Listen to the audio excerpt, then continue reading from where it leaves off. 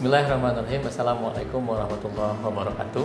Alhamdulillah pada kesempatan hari ini saya akan coba jelaskan terlebih dahulu untuk modul praktikum kimia unsur transisi di bagian pertama. Jadi pada bagian pertama ini judul modulnya yaitu reaktivitas ion-ion logam transisi. Nah, yang pertama yang perlu dijelaskan adalah tujuan percobaan. Jadi pada tujuan percobaan kali ini insya Allah kita akan setidaknya mempelajari 3 hal. Yang pertama adalah mempelajari reaktivitas ion-ion logam transisi.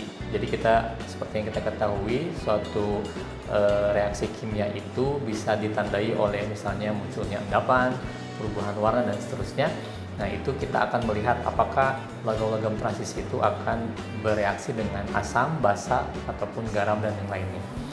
Yang kedua, setelah mempelajari reaktivitasnya, yaitu mengetahui faktor-faktor apa saja yang mempengaruhi reaktivitas senyawa yang mengandung ion-ion logam transisi tersebut. Nah, caranya nanti kita akan menganalisis dari hasil pengamatannya kira-kira faktor apa saja. Nah, biasanya kalau secara teoritis kita bisa tahu faktor yang mempengaruhi itu bisa dari jari-jari, lalu juga bisa dari ukuran atom atau ionnya, lalu juga elektron valensinya dan seterusnya. Itu juga menjadi bahan pertimbangan. Dan yang terakhir adalah mengamati perubahan warna ya, atau sebenarnya ini bagian turunan dari yang kedua ya. Yaitu mengamati perubahan warna pada ion-ion logam transisi, karena nanti kita tahu bahwasanya logam transisi itu punya karakteristik memiliki warna yang berbeda-beda gitu ya. Nah, itu karena salah satunya adalah disebabkan oleh elektronnya. Nah, itu yang pertama terkait dengan tujuan percobaannya. Lalu yang kedua, secara prinsip nanti ada beberapa hal yang jadi catatan tersendiri untuk prinsip itu. Yang paling utama adalah sebenarnya tadi ya, reaktivitas. Jadi kita akan fokus mengambil logam transisi pada baris pertama ya, seperti yang mungkin sudah pernah kalian juga ketahui di SMA waktu itu, dari mulai SC, TIF, FV ya, vanadium sampai Zn. Itu logam transisi yang menjadi fokus pada pengamatan praktikum kita kali ini. Lalu juga yang kedua, prinsip sifat kekerasan dan kelunakan dari kation dan anionnya. Dulu sempat juga pernah ada pembahasan tentang HSAB ya, Hartsov acid base.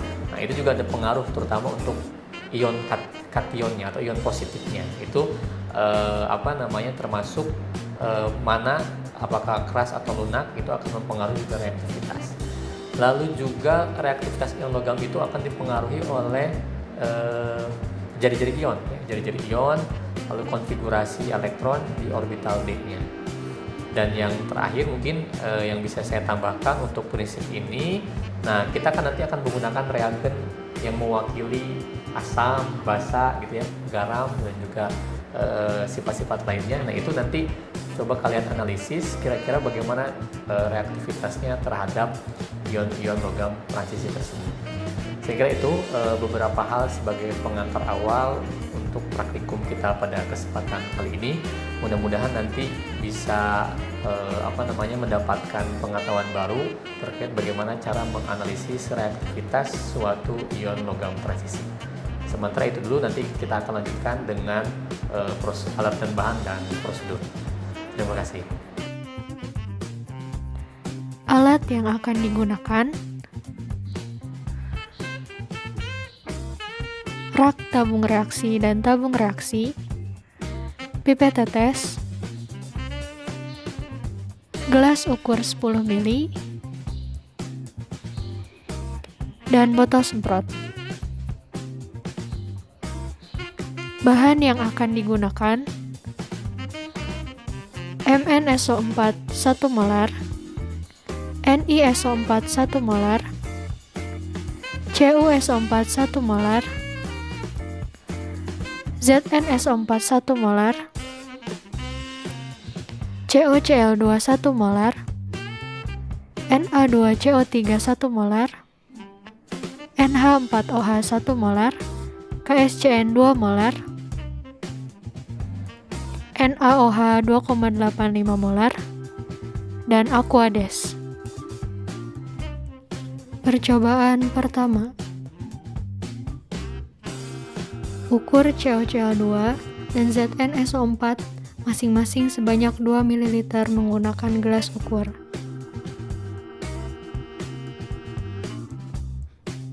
Masukkan masing-masing zat ke dalam tabung reaksi yang telah diberi label.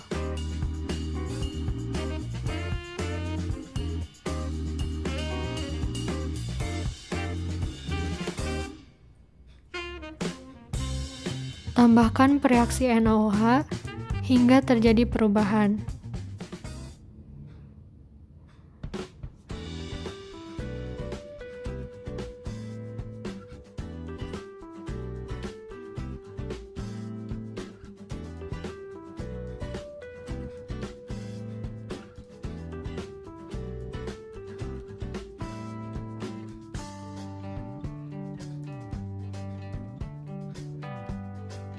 Amati dan catat perubahannya.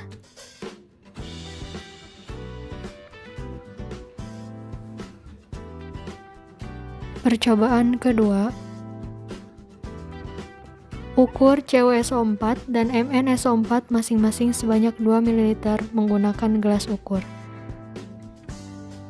Masukkan masing-masing sampel ke dalam tabung reaksi yang telah diberi label.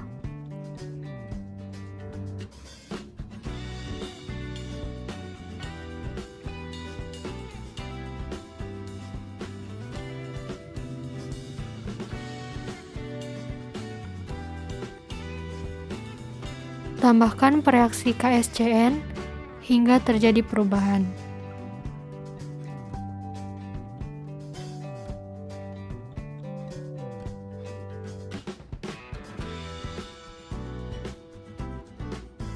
Amati dan catat perubahan yang terjadi. Percobaan ketiga.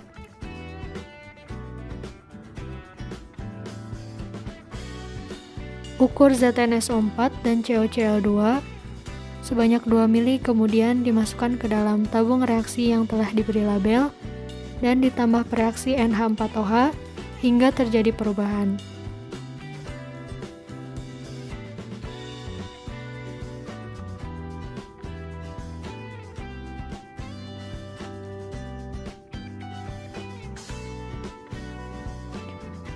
Amati dan catat perubahannya.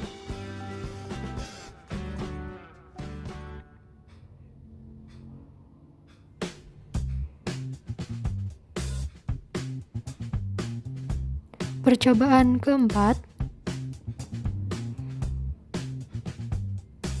Ukur NiSO4 dan COCl2 sebanyak 2 ml menggunakan gelas ukur, kemudian dimasukkan ke dalam tabung reaksi yang telah diberi label, lalu ditambahkan pereaksi Na2CO3 sampai terjadi perubahan. Amati dan catat perubahan yang terjadi.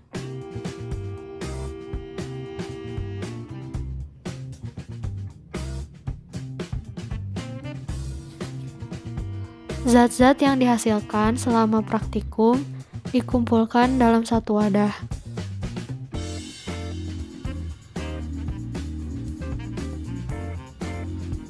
Kemudian dilakukan pengenceran.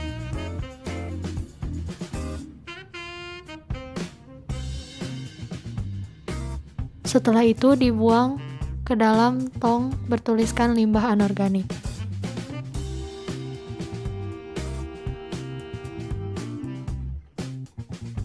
Baik, tadi sudah dilakukan percobaan pertama, yaitu reaktivitas ion-ion unsur logam transisi. Nah, nanti kalian bisa melakukan analisis pertama dari warna dan jumlah endapan secara kualitatif ya, karena kita tidak melakukan analisis secara kuantitatif. Jadi nanti diperkirakan perubahan warnanya dan juga jumlah endapannya sedikit atau banyak atau bahkan tidak ada. Itu adalah ciri ketika bereaksi kan begitu ya.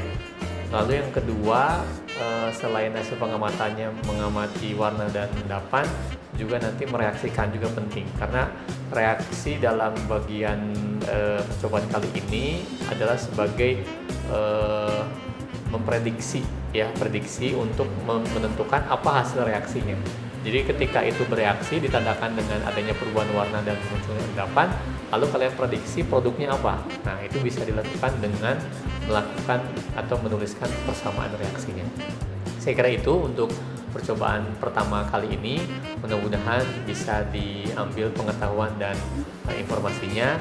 Terbuka sekali untuk kalian bisa mencari literatur dan referensi lain, terutama untuk eksperimennya bisa kalian cari juga sebenarnya di video-video yang lain. Tapi ini upaya kita atau ikhtiar kita untuk bisa mendemonstrasikan percobaan-percobaan yang akan kita lakukan di praktikum kita kali ini. Terima kasih, kita nanti akan lanjutkan ke percobaan berikutnya. Assalamualaikum warahmatullahi wabarakatuh.